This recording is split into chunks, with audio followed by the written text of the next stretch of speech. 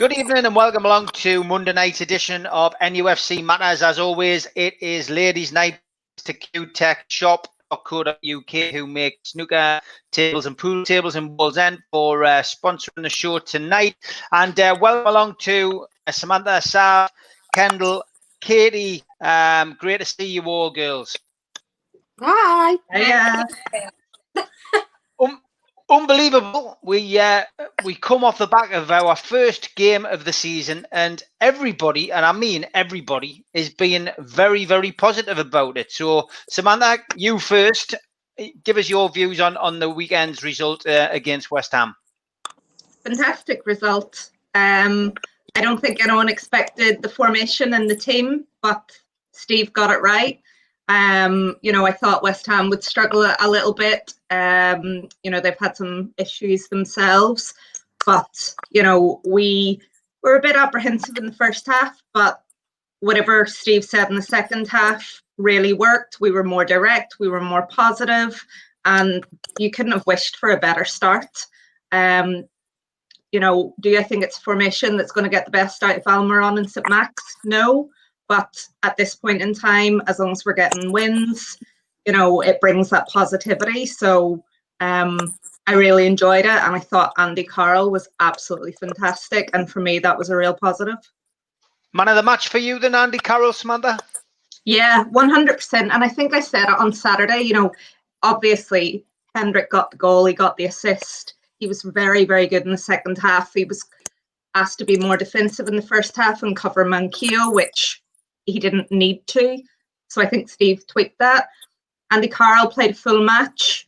He was as good in the opposition box as he was defensively. He was putting himself around. That was the Andy Carroll that I remember from years ago. And if he can play like that and stay fit this season, I mean, it's a bargain for us.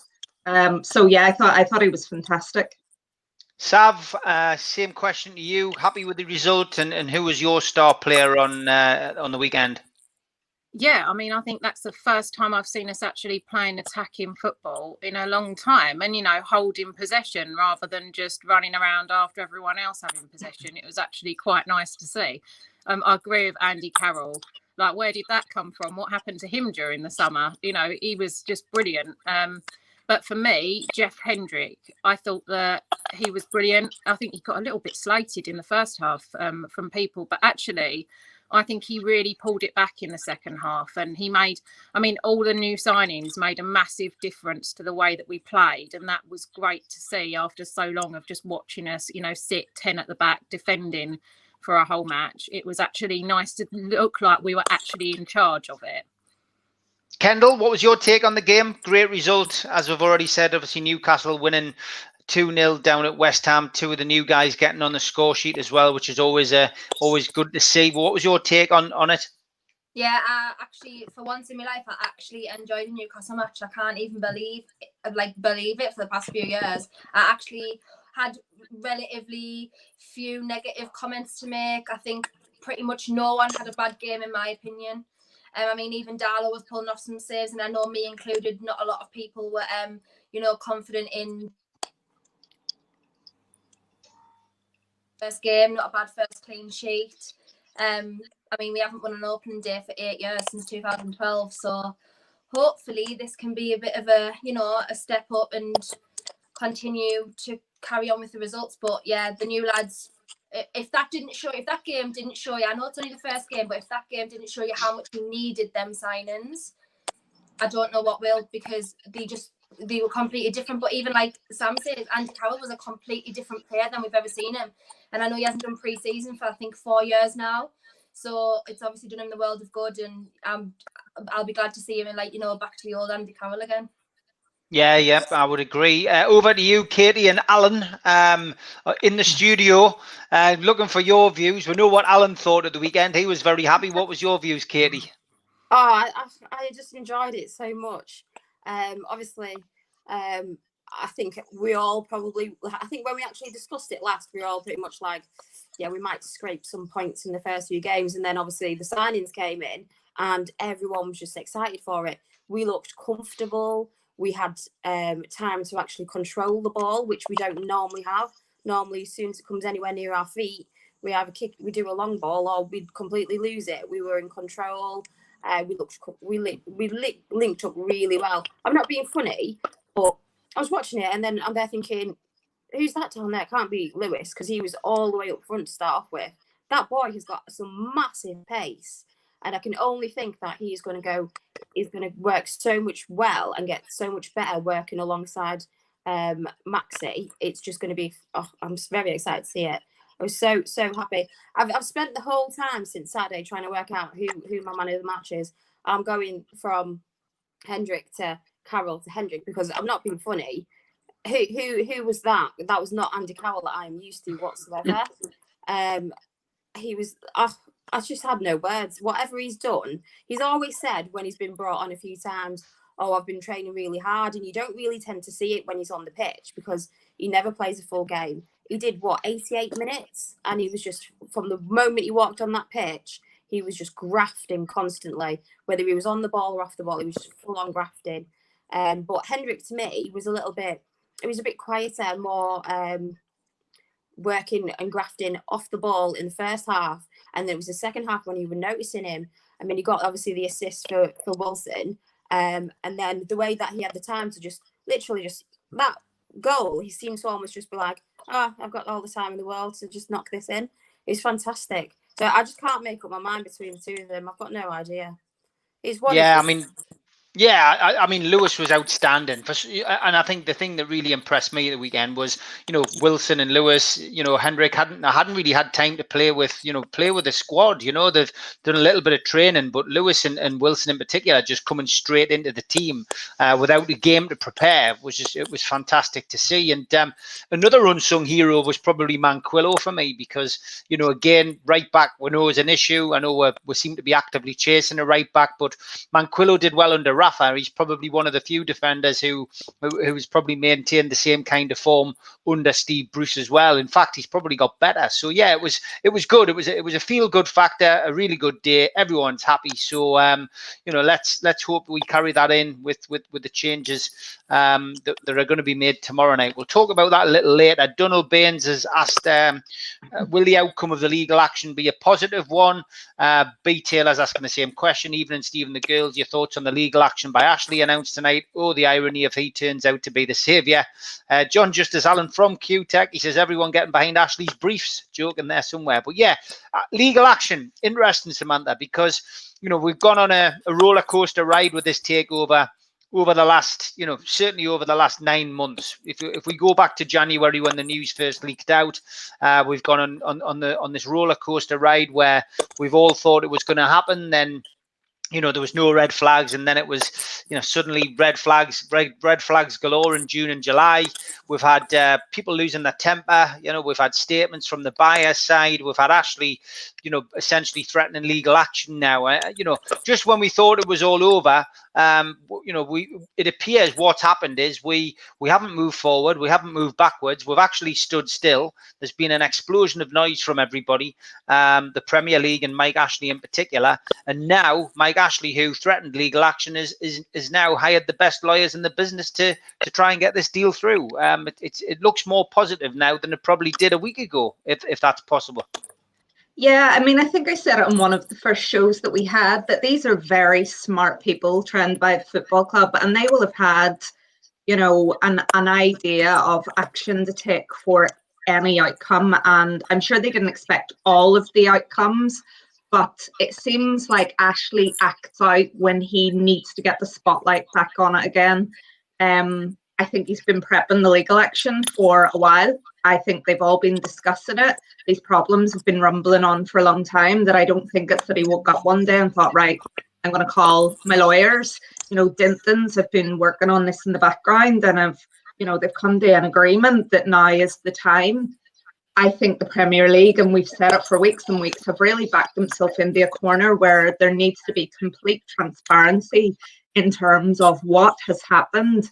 I don't think Ashley wants compensation. I think he's a very proud man. He wants to win. He wants this decision overturned, and he wants to sell the football club.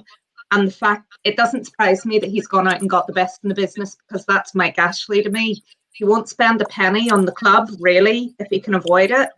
But if he feels like he's being made to look bad, or like he's been made to have made a bad decision in who he's chosen to partner with to sell the club, then he's going to throw all the money at it that he can in order to disprove that and show himself to have made the right decision and get the deal pushed through. My only concern is how long is it going to take? I don't think it'll go to court. How can they settle it outside? I'm not legally minded, so I don't know. But this has to be coming towards the end of any play that is available from any of the parties involved. And I feel like this is the one that's going to get it pushed through by whatever means. And it's sad that it's come to this, but I can't see the Premier League letting it get into a courtroom. Yeah, that was a question a few people have asked. So thanks for answering that, Samantha. I don't think it'll go to court either. I think the white flag will be raised by the Premier League. I think that Bush leaving is certainly got something to do with this. I think he realizes that Mike Ashley wasn't bluffing when he said he would threaten legal action. And to be honest, it's what John Woff said on the interview I did with him about a month ago, where he just said, this is prevention of trade, and you're preventing a deal going through when essentially everyone's passed the owners and directors test, and they're just putting obstacles in the way. So yeah, it'll be interesting to see what happens. As I say, the tanks are now parked on the Premier League lawn with Mike Ashley, sticking his head out the top. So it'll be interesting to see how things progress over the next couple of weeks. Sav, Takeover talk. Are you sick of it? Or are you happy to see it back on the agenda? I'm sort of half and half on it because, and it's the legal stuff that's come back, which goes straight over my head. I don't understand all the jargon. I find it a little bit confusing. Do I believe that Mike Ashley is selflessly doing this for the fans? Absolutely not. I've seen quite a few people saying that, they really like Mike Ashley now. I'm not on that train at all. I think, if it's to save face, it's in his best interest rather than the fans. If he gets it pushed through, I'm credit to him, brilliant. But I don't believe for 1 second that this is on behalf of the fans. It's more on him because I think he probably feels embarrassed that it hasn't gone through and he set up the deal. Yeah, I agree. We've lost Katie. We'll get her back at some point. Kendall, same question to you. Takeover news is something which has probably, got a collective groan around Tyneside at times. But I'm excited about this. I don't know whether you are, but I'm excited that Mike Ashley has put his money where his mouth is, and he's carrying on. What he said he was going to do. He is trying to sell the club to the highest bidder and somebody who can take us to the next level. Yeah, exactly. I mean, as we all know, that the way I see it is this can only be a step forward. We can't take a step back from where we are right now because obviously there was nowhere else to go backwards from. So this is a step forward in my opinion. Whether or not it's for compensation, whether or not it's to sell the club, we don't know his true intentions until obviously it gets to that point. I think I've been made aware that one of the lawyers who had taken on the case is a professional in arbitration. So that makes me feel like it'll probably be solved before it goes to court, which is probably one of the reasons why they were obviously chosen. And I know that the male lawyer, he is really relatively known in the sport, like the legal DeMarco. sport world. Yeah, DeMarco's been commenting on the case. DeMarco's been commenting on it as well, Kendall, as far back as May. And I think somebody kindly put the comments up earlier on. He's very positive about Newcastle having a very strong case against the Premier League. Yeah, well, at the end of the day, like Sam says, Mike Ashley's a very proud man. We all know that. He's very stubborn and he's very proud. And if he didn't think, and his advisors didn't think that he had a good enough case to take to court, he probably would have just sat back and, just tried to sell the club in a different terms. But now they have obviously a case to go and get legal action. I think it's, as I say, it can only be a step forward. It'll be, hopefully it's positive. He's got a heavyweight team behind him, as we've been made aware of today. So I'm looking forward to see what comes of it. But obviously, it'll be very probably dragged out a little bit longer. We'll be going into 2021 with the takeover talk at this rate. But yeah, as long as it's positive, then what can we do? I remember saying at the start, this is going to last longer than COVID. I was only saying it as a joke, but it genuinely could by the looks of it. Troll's asking if we're having a podcast for the Cup. Yes, I'll be doing the show as usual with Liam Kennedy tomorrow. And, we're going to have essentially another live session tomorrow. I think a couple of us are going to purchase it. I'm certainly going to purchase the game. So, yeah, we'll be doing a live session again tomorrow night, and we'll be inviting everybody in the who usually comes on from the fans groups, the ladies and the gents. And if anybody wants to come on and join, we'll do it. But yeah, went down well. Most watched show last week. So thanks everybody for watching it. I'm glad you all enjoyed it. And Trolls, yes, we'll definitely be doing that. To you, Katie, now just the takeover, really. That's what we're asking. Are you happy to see it back on the agenda? And do you think that it'll go to court? Oh, do you know what? Just when I decide, right, that's it now. I'm not interested in the takeover. I'm not getting involved in the takeover. Nothing is going to suck us in. I'm sucked straight back in. I'm like, I know I have no chance. I don't think it's going to go to court at all. I think it's going to be messy. I think it's going to be long. I think it's going to be very much a case of toys thrown out of prams. Mike Ashley is stubborn. A lot of people are celebrating Mike Ashley for doing it. He's doing it because he's a stubborn bastard who wants his money.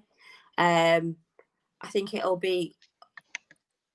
I don't think we'll hear anything before. I think we'll hear plenty, but I don't think there'll be any form of decisions until after Christmas. I'm trying my hardest to kind of stay away from it and to focus more on the footy side of it. But you can't help it with a takeover. You instantly say you're not going to get involved in it, and then 2 seconds later you're reading everything you can find about it.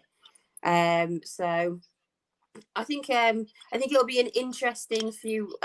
Looking at Newcastle, it could change in 7 days, so it's going to be an interesting time coming up. But I haven't got a clue what's going on. Half the time I don't even understand it. I have to go on Google and Google half the stuff to find out what it means.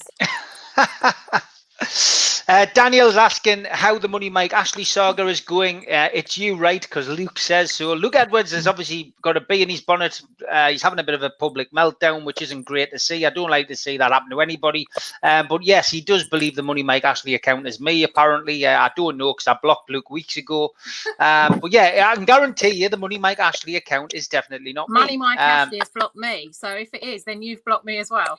Yeah, it's definitely not me. I can guarantee it's not me. I just think it's so funny, and it is pretty sad to see a grown man have a meltdown on Twitter, especially somebody who's a professional at his job. No matter what stories he writes, and no matter how many times I disagree with him, I wouldn't want anyone to suffer any kind of bullying on social media. And from my perspective, it is embarrassing to see. But he keeps having a pop at me, keeps accusing me of things. I'm going to have a right to reply, but I'm doing it sensibly. And the whole Money Mike Ashley thing's a bit embarrassing. Like it's a good laugh. Everybody enjoys it, but I can swear down it is not me. So please, nobody ask us that. It's not you, because it's actually Mike Ashley. Katie keeps saying it's not me because it's funny, which is fair enough. Yeah, I'll take that. It is Mike. It's Mike. We know it. It's Mike or his relative or something. He's had. I'd be quite chuffed if I got blocked by actual Mike. What have you done? What have you done to Ashley, Sam, to get blocked? I don't know what I did. Something. He just doesn't like me. I even posted a photograph of me having a great time with Mike Ashley at Wigan away years ago, and ultimately that didn't even solve it. They were going, "Oh yeah, it's definitely you then." So and here we go again, Mr. Soze. Yes, it's definitely Steve. Thanks. Yeah, I'll never live this down. I might as well just start saying it is me. I think that's what I'm going to do. Samantha, let's look at, obviously the transfer window is still open. So the question I want to ask you all tonight is, where would you strengthen? I mean, some people saying West Ham didn't play well. I'm not going to go down that line. Newcastle played well at the weekend. It was an away game, first game of the season. Kendall's just mentioned, 8 seasons or something since we won on the opening day. I wanted to really just be positive about it because there was so much to be positive about. But is there positions you would still like to strengthen in? Is there some other player that you would like to see come in? Over to you, really. I think, in the perfect world, we're still a couple short. I don't know how long Dummett's out for. I think we need another left back. you look at the fact that we have a cup game tomorrow. We're going to have to play Jamal Lewis unless we change formation or put Richie at left back, which I don't like him playing there. So we need a left back. Ideally, I would like a right back as well. Manquillo for me is the best of a per set of options. We need another striker, especially if he's going to play 4-4-2. I thought it was really interesting against West Ham that you brought Joe Linton on to play left midfield. I mean, so how's the guy going to get any closer to scoring goals if you bring him on as a substitute and play him on left midfield? If that's where he's thinking to play him, then technically maybe we need two strikers. So, I mean, I don't know what else we'll get. Maybe a centre back. It really depends what money's available. And you've got, rumours of Richard Keys saying that we're interested in Zaha from Palace. I don't know where that's come from, but I mean, if there's money available and Steve says the right players there, I'd love to see us get another good signing. But at the minute, I think we'll only really be able to get maybe another left back, a loan, and maybe someone up top, maybe Brewster from Liverpool. It depends how much game time they'd want them to play. But I can't see us buy anyone else, but I do think we'll use the two loans. Okay, Sav, what about you? A lot of people going on about Troy Deeney. It's still, for me, I've got to be honest. I would take Troy Deeney. I mean, now that we know that the wages aren't capped anymore, and that we can spend what we want, I maybe would take a gamble on him. But other names getting mentioned: Ryan Brewster, Max Aarons from Norwich. Plenty of suggestions, and a lot of people agreeing with Samantha. We do need a right back in. I think everybody, at least even if it's cover, Manquillo had a great game, as you say quite rightly. Samantha says, essentially, probably the best of a bad bunch down that side. But yeah, go on, Sav. What's your take? Who would you like to see come in? I definitely agree. We need another right back. And we do need another striker, in my opinion. Andy Carroll was great at the weekend, but how long is he going to stay fit for? You have to think of that sort of aspect of it. Joe Linton, I don't think you can play him massively as a striker. Well, if you don't want to score any goals, you can. I don't really know what you do with Joe Linton, really. I mean, I think we've tried a lot of options. But yeah, definitely a right back and a striker. But then again, that depends on funds and, how they want to take it forward. Okay, Katie? Well, I think we're going to go down loans route now, to be fair. Mm-hmm. It's hard because obviously I think we need to strengthen the squad in a full. I was a little bit excited the fact that on Saturday we still had people on the bench that were decent players that hadn't been played. We do need to strengthen up the defence. The pace that Jamal Lewis brings makes me think, how long can he keep the pace for without getting injured?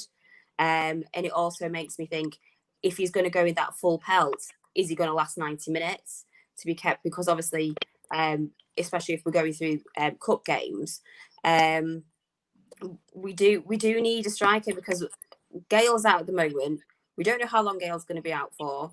And if we're going to play that, like Sam said, if we're going to play that formation, we need to be able to bring some fresh legs on if we are struggling. So if we're behind, we need to be able to just not play defensive mode and bring someone up front. I think Sam pretty much mentioned near enough every single position apart from keeper. But I get what you mean. We need to really strengthen up the bench as well, because we are prone to injuries, and I don't think any of us are naive to think it's not going to happen. So we do really need to strengthen up that bench. But it does make me feel a little bit more comfortable that that's how we played, and Bruce still did his really late subs, and the guys had a really long stretch out. But I'm thinking probably more strike. I'm looking for goals, because we've had two and we don't normally get many. So I would probably go for striker.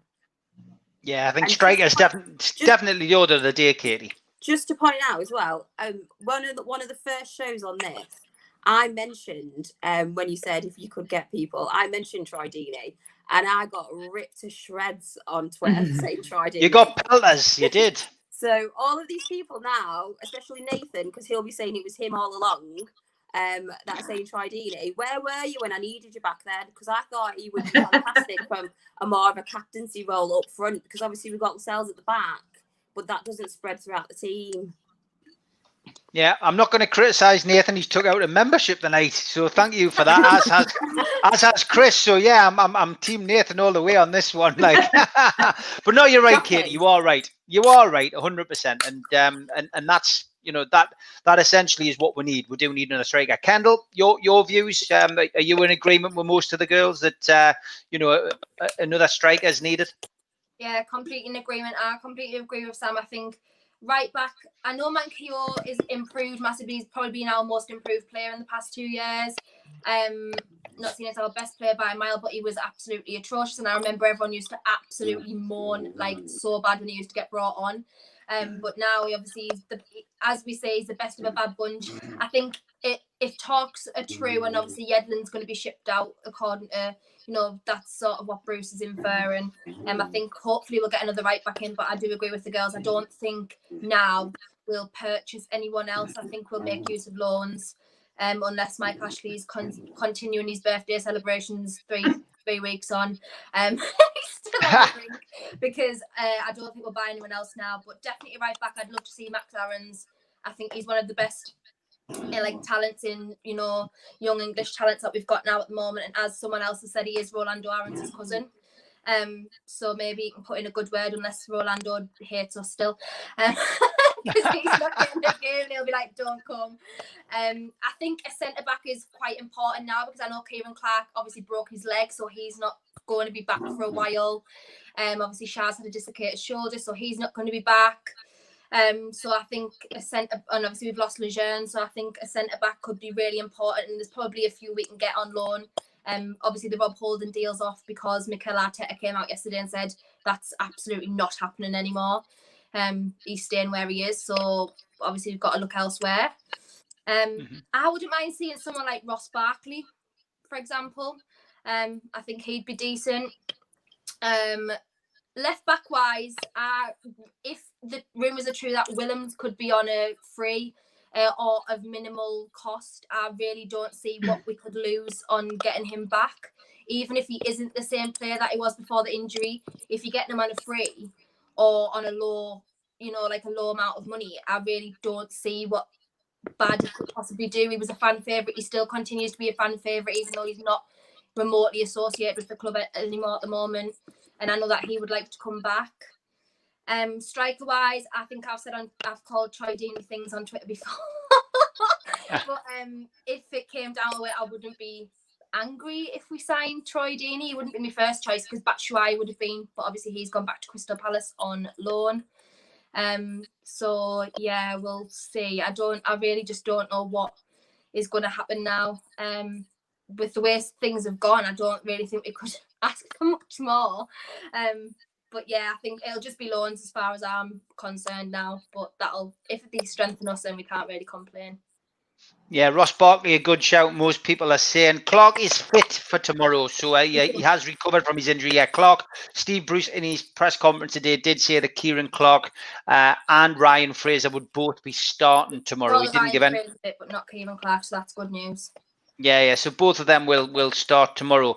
Samantha, I want to go to the supporters situation now. Now, there was a story in the paper the other day about potentially, 15,000 potentially getting back into St. James's Park. I found that a bit bizarre. First of all, why these figures were even, were released when Newcastle United at this moment are, still, as far as I know, based in Newcastle city centre, which is quickly, unfortunately, approaching a second lockdown. I can't see it happening, and I don't understand it. But again, it's a question that people are asking tonight. What do we feel about those kind of numbers? Is 10, 15,000 going into the ground? Is that something you'd like to see, or is it something which you believe is it's pointless because again it's not a massive amount of people in a 52,000 seater stadium? I think first and foremost, I think it's really positive that the supporters had the opportunity to have some input in the discussion. The Trust put out a survey, and they got a lot of responses back to the questions around this. So I feel like bit by bit we're getting a little bit more communication around decisions that are being made. For the club, I mean, I don't know what it would cost the club to be able to open the stadium up under these new restrictions to let 10 to 15,000 fans in. If we take that out of the equation, some fans are better than no fans. And I think that would be a boost for Steve and the team. I think it would be good to see people back in the stadium, have a little bbit of atmosphere, especially if you're watching it on TV. It's grim at the minute, whatever way, whether you watch it with or without, the fake fan noise. It's not proper football. So I think that would help. In terms of who you select to go and see the match, I mean, there's no easy way to do it, and people are going to miss out on it. I think they do need to keep that decision-making process going, irrespective of how things are going with COVID. I would be very surprised if fans are back in the stadium in October, because I don't feel like things are, particularly positive. It looks like we're going down a more negative path at the minute. But my personal viewpoint, I think more so now than a few weeks ago, is I would like to see fans get back into the stadiums, because we've talked about mental health and we've talked about football being that sport that we all love and we enjoy. There's so many areas of it that aren't as enjoyable as they could be. So if we can try to bring some of that back and give that little bit of hope and atmosphere for people that are struggling at the minute, I think it's good. But as I said, there's no easy way to do it, and essentially whatever's happening in it with COVID and those restrictions is going to dictate what happens in the long term. Yeah, good stuff. Full time in the first game tonight.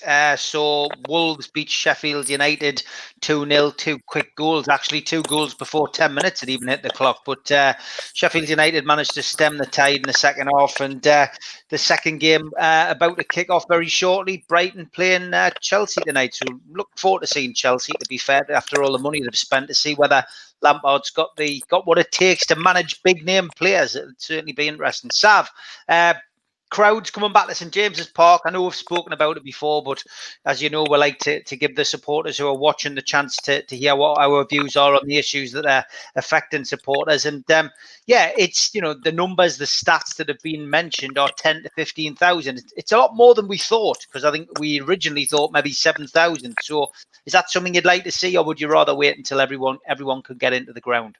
I mean, before I think I said that I'd quite like to see the crowds come back in the stadium, which would be ideal.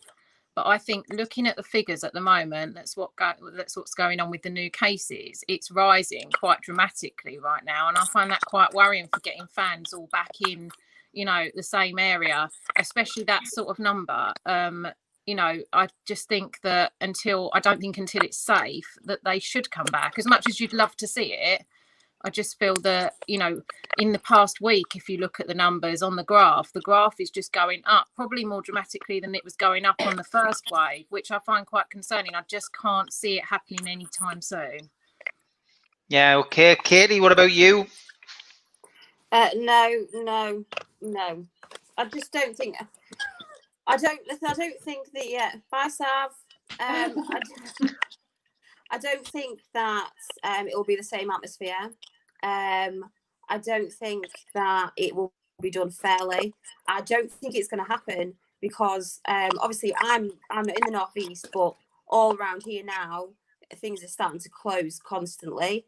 The numbers are rising. We're going to go straight. I've said it before. We're going straight into cold and flu season. But the thing is as well is that even though they're only sat socially distanced and so on like that, it still poses a risk for anybody in that stadium. And in fairness, I would rather the football continued and we didn't have to stop the season again.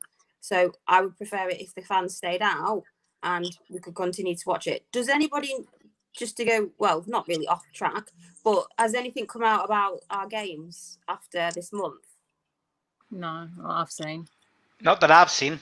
No, because I was going to say the last thing that I've seen is that our next match that we can watch is Leeds on the 15th of December. Well, after September's matches. Yeah.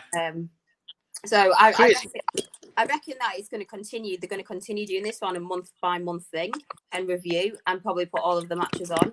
But I don't think that you've got any chance of seeing any fans in stadiums until next year at the earliest. I don't really understand when there's cameras at every game, and I mean every Premiership game, why the Premier League. Stuff. Well, in the summer, why didn't the Premier League discuss it with the clubs about some kind of package where fans could be, season ticket holders could get the games? I don't know, that there had to be some kind of solution to this where, everybody could watch the games who pays to go. I don't know. It's just, they had time, didn't they, to sort this out, Kendall?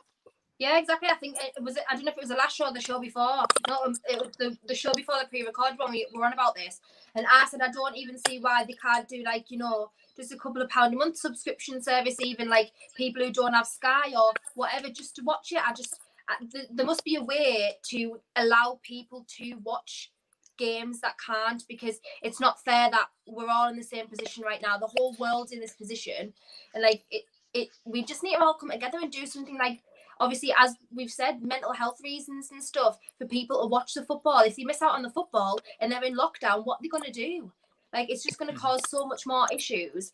And for me, it's I don't even know if it's going to be feasible to allow that minimum amount of fans when we have a 52,000 seat stadium. Is it feasible to let 15,000 in? Is it going to cost? How much is it going to cost them to open the stadium with the new restrictions and getting only 15,000 fans in? How are they going to sort it out whilst in the stadium? Are they going to have 1 million stewards on every row checking that people is 2 meters socially distancing? I just don't think right now that it's feasible. And to be honest, I think the main thing, especially if we're only a couple of weeks away from lockdown, which is the second lockdown, which is obviously what experts are saying. I think the main thing, as you all rightly say, is how the games are going to be televised. Cameras have got to be there for match of the day. Things for highlight shows, for obviously commentators are there when they do Sky Sports on an afternoon. So I don't see how it's such an issue to sort out games being televised. Obviously I know it's a money thing mainly because people are obviously paying for Sky here, there and everywhere, and it costs to stream the games. But as we all say, the cameras are there anyway, so I don't understand how it's not a burning issue right now, which is what I think it should be. Yeah, all good points. Hope that answers everyone's questions. Samantha, let's look at the League Cup now. I asked the lads yesterday on the show, is a cup run important? Is it something that you crave, especially the League Cup, which I suppose has lost a lot of momentum over the years? I mean, it's had that many name changes over the years. It's a cup that a lot of people just tend not to take seriously. The top six, the cartel, if you like, tend to play all the reserves and kids in the competition, and it's lost a lot of crowds as well. When these games are played, the probably some of the lowest attendances that we have at St James's Park. So is a cup run important? Would you like to see Steve Bruce go all out to try and win the League Cup this year? Absolutely. I mean, I don't care what cup it is. I don't care who we play and beat. I want to win a cup. This is what the club needs. It suits us that the top six aren't interested in it. Fair play, they've got bigger fish to fry. We don't. I mean, every time we go out and play a game, I want to see pride in that shirt. I want to see a squad that can compete. And I had lots of arguments whenever people said, well, let's scrap the cup because the fixtures are going to get too congested. And I just thought, well, no, that doesn't suit everyone. That suits a certain part of the league table that are playing in Europe and playing, all these important games. Well, this game's important to our club because we have pride and we haven't won silverware in, 40 odd years, 50 years. So, I mean, I want to see Steve Bruce put out a strong team. We did well in the FA Cup last year.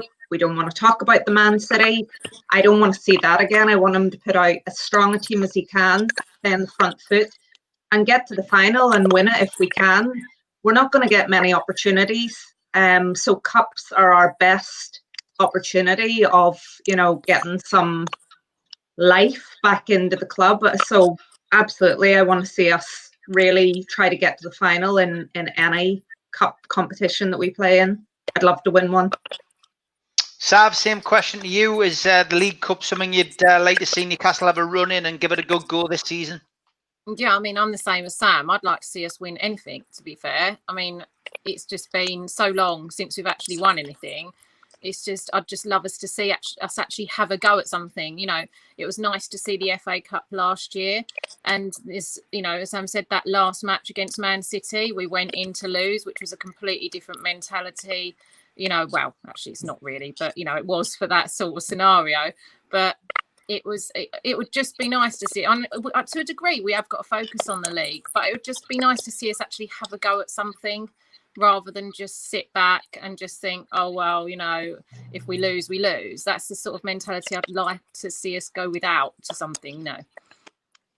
Yeah, no, me too. I mean, I'd just like to see, I would like to see Newcastle really give the League Cup a go. I think it's one that we can really do well in. And the draw so far has been kind to us. Katie, League Cup win and a statue of Steve Bruce alongside Sir Bobby Robson outside the ground. Is that something you'd like to see?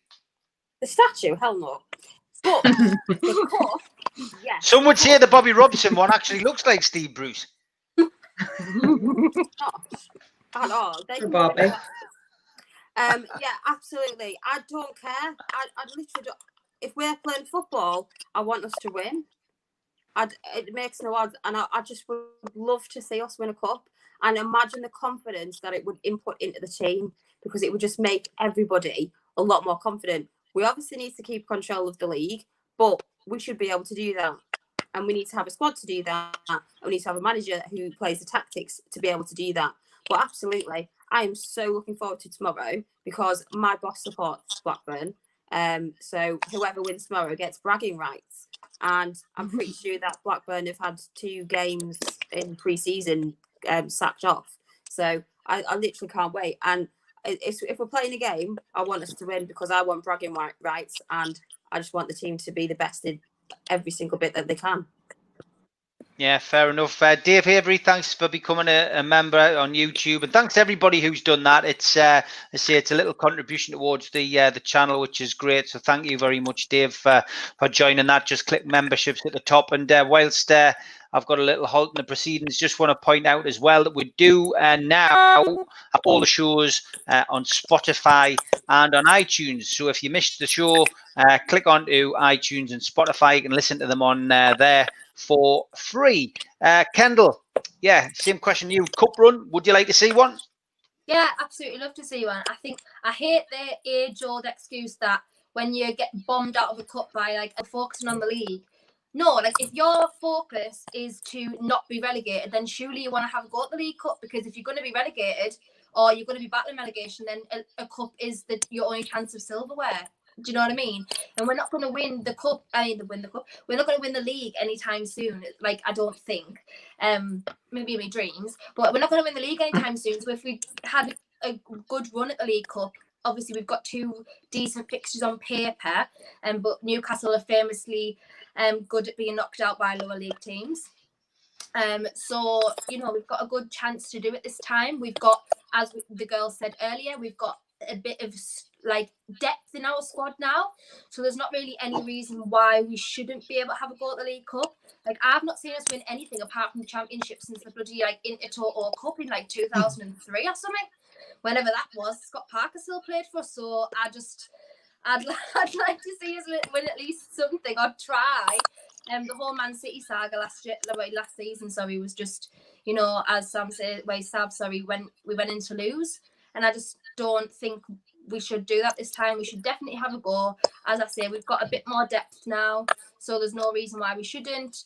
And, you know, it helps us to see which players need to continue to be shipped out and which ones have come good again. So don't see if there's any reason why not. Yep, good point. Big Rab, he asks the next question. Just thanks to David Morton, though, and Mike Gent again taking membership out just for this show. Thank you very much. Big Rab says, Steve, do you think the Longstaff brothers will play much this season? Good question, that. Samantha, we've made a lot of and made a lot of fuss about Matty Longstaff. We talked about him a lot on the early episodes of the show, and won't he sign his contract? Would he stay? Would he be going off to Udinese, via Watford? But he stayed. Do you think we'll see much of the brothers this year? I think I talked about it on a previous show that I think my priority would for Sean to have more game time and the breakthrough a little bit more. I think Matty should go out on loan. If we're playing a 4-4-2, you're competing for 2 slots. Hendrik didn't necessarily want to play on the right when he came in. If it were, it's to be believed, the kind of reports around him signing for us. So I think there's a lot of competition in that centre midfield. I'd like to see Sean play the number 10 a little bit more advanced, but I mean, there's just a lot of competition. Matty might get some cup games, but I honestly think that it would be better for him to go out for a full season, either abroad or to one of the strong championship clubs, to get some game time. And then Sean to really push harder to get into the starting 11. I can't see it working for both, and I don't think Steve Bruce will send Sean out on loan because he's that little bit more established. But I think they both need game time, and I think that's a challenge that Steve Bruce is going to have. They've both got 2 years on their contract. It's make or break for them as well. So I think it's a delicate balance, but my gut feeling is that Matty signed on with the promise that he would go out on loan and get game time. Okay, Andrew Anderson is wishing himself a happy birthday, so I think we will do that too. And Andrew, you actually share your birthday with a Newcastle legend. Well, maybe he's not legend. George Riley, Rambo. Probably one of the first centre forwards I watched, and he got the nickname Rambo because he got a severe injury to his head and then came back on, as you would imagine, with a bandage around his head covered in blood. You couldn't do that now, but yeah, George Rambo Riley, it's his birthday as well, but I hope you have a good one, Andrew. Sav, your take on that. Happy birthday, Andrew, for a start. It was with Matty Longstaff. I think that towards the end of last season he wasn't played an awful lot, and I do think towards the end of last season there was probably a little bit of bitterness there, hence why he wouldn't re-sign straight away, and there was a bit of negotiating going on. So I sort of do agree with Sam that maybe put him out on loan so he can get some game time. I can't see him getting the game time with the current squad that we've got at the moment. I agree with Sam if he cup time, but then that's not enough really, is it? So I think that maybe, out on loan, Sean Longstaff's got more chance of making the actual squad. But I just can't see. I just hope he goes out on loan and actually gets some time on the pitch. I think that's what he needs. Okay, Katie? I completely forgot about him. I know that we spent ages talking about him. I completely forgot about him. And I think they would get more games, but the last bits of them, the drips and drabs of the games. Sean, I think we will probably see more often. But I don't want it to be a case of the fact that they're going to throw them at the cup and try them down that route. They need to mix them up, but then again, it makes me nervous because if we go down our normal route and end up with people injured, would we want to have them available for us? I have no idea what's going to happen. I was shocked and baffled by the lineup for Saturday, so I haven't got a clue what's going to come, and most of the lineup coming up anymore now. I think that if Matty doesn't get any game time this season, I think it's going to be all hell loose again. But I just don't know. I've got no idea what's going to happen with them. I'll probably forget about him after I've finished this as well. Would you take 30 million if Man United came back in for him, like Spudsy's asking? Yeah. You would? Yeah, I would now, to be fair. I don't know why. I think it's because obviously we've got some new signings. Now I'm like, let's go shopping. because we've had a chance to go shopping. So now I'm like, how can we get more money so we can buy more players? How can we get all of this? And I'm just there thinking, I really, really want you to stay, but now I'm not that fussed really. So I kind of just want to go buy a load. But me probably saying this now, they'll probably come on tomorrow and absolutely nail it, and then I'll be like mud on my face. So I don't know. I would take 30 mil though, but to me, I'd like to take the 30 mil. Oh, there's the dogs, Sav. Just let the dogs out. They've done well. Usually they make an appearance at the start, but towards the end of the show they're there now. Kendall, your take on the Longstaff situation? Yeah, the way the formation's being set up now, obviously league-wise, if we've seen the West Ham game, I don't see Sean or Matty getting in the squad anytime soon. As you know, starting. Obviously we've signed Hendrick and Fraser, who are midfielders. Hendrick smashed it. I'd like to see Fraser start tomorrow to see how he is. If that is the case, then as I say, I don't think Matty's anywhere near the squad because, rightly as everyone else has said, Sean is more established, and I think he probably will be the preferred brother under Steve Bruce. For me, though, personally, I find Matty has more potential than Sean. I don't know whether that's because Sean obviously came back from injury and was half the player that he was before his injury, which was a massive crying shame.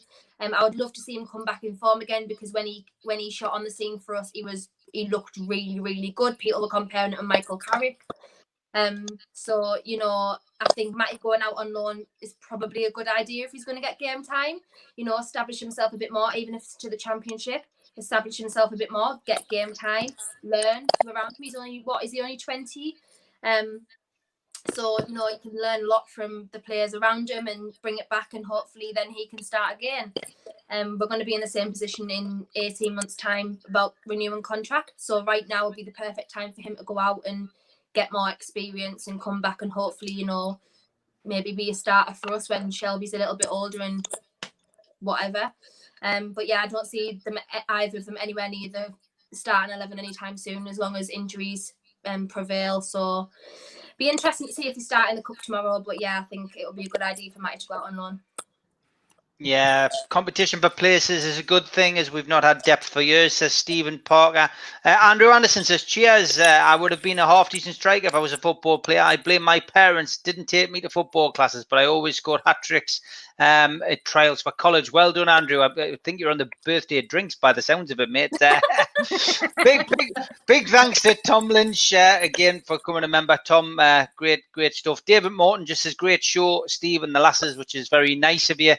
And Spudsy says, we'll have new buyers tomorrow anyhow. They could have found life on Venus. Colin Wilson says, getting back to Kendall, I would cash in a few fringe players to try and get Ross Barkley, and that will be massive. Yeah, Ross Barkley's been a good shout by you, Kendall. I don't think anyone's criticised you for that, unlike Katie and Troy Deeney. Yeah, but whenever you see Katie, everyone's come round the Troy Deeney thing eventually, you see. So you can always claim that you were the person who instigated that. Yeah, I've tried that, but I know that Nathan would be like, no, it was me. Yeah. And I know you won't defend him because he's become a member. Good stuff. Okay, Samantha, let's look ahead to tomorrow night's game. Then Steve Bruce has already said that he's going to make changes. We know that Kieran Clark is going to play. We also know that we're going to see our first glimpses of Ryan Fraser. For me, I just want to know what you think the side might be, who else might be playing, and your prediction. I think it's going to be interesting. I don't know if he's going to play 4-4-2. I would be surprised if he would start Wilson and Carl again. Certainly not Carl. You know, we're going to have a couple of half-fit players. I would like to think that we're going to win, but I think Blackburn are going to make it tough. It might be a 2-1 win. I think, you know, Clark will get a run out. I think Jamal Lewis will have to start at left back unless he starts Richie there.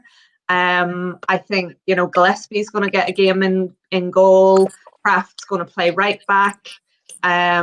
Centre back, I assume with Clark, it's going to have to be Lascelles or Fernandez because we don't have anyone else fit. I would expect to see Sean And I don't know, maybe he'll move Hendricks into the middle so that Fraser can play on the right. I'm just not sure. I'm more worried about up top. I don't know if he's going to play wingers and one up front, or he's going to try and play maybe Jolinton up top with maybe Almiron behind him in the number 10. I'd be really annoyed if Jolinton started up top, but I don't think we have another choice. We wouldn't want to risk any of our better players. So I think we'll win. I'm not sure it'll be as fluid as it was on Saturday in parts. But I'm happy to get Clark back because I quite like Kieran. And I'm really excited to see Ryan Fraser, and he needs to get games. I'm actually more surprised that he didn't turn out for the under-23s on Saturday than sit on the bench for the first team with no, he was never going to get played. I think he could have got a run out on Saturday. So yeah, I think it'll be interesting. I think we'll nick it. And I'm quite excited to see Adam Armstrong as well because, he's come on leaps and bounds. I think he's found his club with Blackburn. I'm not sure I see him leaving there anytime soon. So I think it'll be a good match. And like Katie said, her boss, one of my best friends is a Blackburn fan, and he's been over to watch Newcastle with me. So there'll be a little bit of rivalry there. Good stuff. Sav, your take on tomorrow night's game, please. Yeah, see, I had the same score prediction as Sam. I thought 2-1. But then I feel like because we've only just started scoring goals, is that me being ambitious, especially if we start Jolinton up front? I do think that might happen. I think it very much depends on how we line up tomorrow. I think it's going to be very different from what we saw on Saturday, which I find slightly concerning. But then, as you say, like as Katie said, if they play the Longstaffs, they could come out and smash it, and we'll all be proved wrong on that. And I think it's just very dependent on what I know. Katie's excited about seeing Ryan Fraser out tomorrow, so yeah, I think I'll be excited to see him play, actually, not for the same reasons as Katie, but it will be quite interesting just to see how he plays. Yes, more football reasons, Sam, I understand. Yeah. Katie, over to you on Ryan Fraser watch. Oh, you know what? It started off as football, and then I watched a video of him, and he was going on about how obviously he hadn't been playing, so he was working on his physical, but he was also working on his mentality. And I thought, God, this work ethic, I like this work ethic. This is grand. And then when I saw him sing, oh my God, my heart just melted. I'm thinking, he can't sing at all. He looks petrified with his teaspoon, and he's absolutely tiny. I was there thinking, that's it now. That's it now. I'm not interested in Wilson. I genuinely can't wait to see him play. I really want to see, because he has shown so much want to be able to play for us since he's come. Yeah, obviously he waited for his mate. I do the same thing, to be fair. But I'm so excited to see it. Look at him. Just look at him. He's so little. And I'm little as well, because I'm only 4'11". But by the way, that's not the actual size of him. That's just a photograph. I know that. Obviously, it's the size of Alan, isn't it? I don't think anyone's like 1 foot. When it comes to the lineup, I haven't got a clue. I don't know what to expect. Part of me is thinking, is he going to go for Jolinton up front, or is that just going to be stupid? I would actually, I know someone's just put it then, but I'd really like to see Gillespie. I'd really like to see Gillespie and see what Gillespie's like. But I'm not going to lie, I'm probably going to spend the whole time waiting, if he's not starting, and just watching Ryan Fraser. Okay. I hope he doesn't embarrass us now, though. If he embarrasses, I'm so pissed off. I don't think he will. And Samantha was saying he could have played in the 23s, but I did hear him saying in one interview that even if he didn't get picked, he would be asking Steve Bruce to travel to go and watch his teammates play. So I mean, to be fair, to be fair, him and Wilson both came across really well, and it's not, normally they just come out with all the usual superlatives, and it'll be great to play in front of the fans, blah blah blah blah blah. Obviously, they can't say that. But you know what I mean? There wasn't the usual like run-of-the-mill quotes. That they both came across as pretty genuine people. So it was nice to see. Kendall, your prediction for tomorrow, please. Yeah, I think Gillespie will start in goal. I know he's obviously favours Darlow for the cup usually, but obviously we don't have Dubravka now, so I think it'll be Gillespie tomorrow. Kraft at right back, Lascelles, Clark, Lewis, because unless, as Sam says, they start Richie there, which could be a possibility. Obviously, I think they'll probably stick a Longstaff in the middle. That sounded so weird. They'll probably stick Sean Longstaff in the middle. And alongside, I'll probably want to say Hayden, because obviously if it's Sean, he is known for kicking long balls forward like Shelby. So I think it'll probably be alongside Hayden. Fraser on the right. I think they'll rest Maxi. So I'm not entirely sure what formation they'll play, and I think they'll rest Wilson as well. So I think it'll be Joe Linton up top. Unfortunately for everyone's sins, it'll be Joe Linton by himself up top. And I think Almiron will start as well. So as I say, depending on what formation he chooses, I'm not entirely sure where everyone's going to play, because I don't think that maybe Fraser and Almiron will play at the same time. So we'll just see. But yeah, I think it's unfortunately going to be a different watch tomorrow than it was on Saturday. But we've just got to stay positive.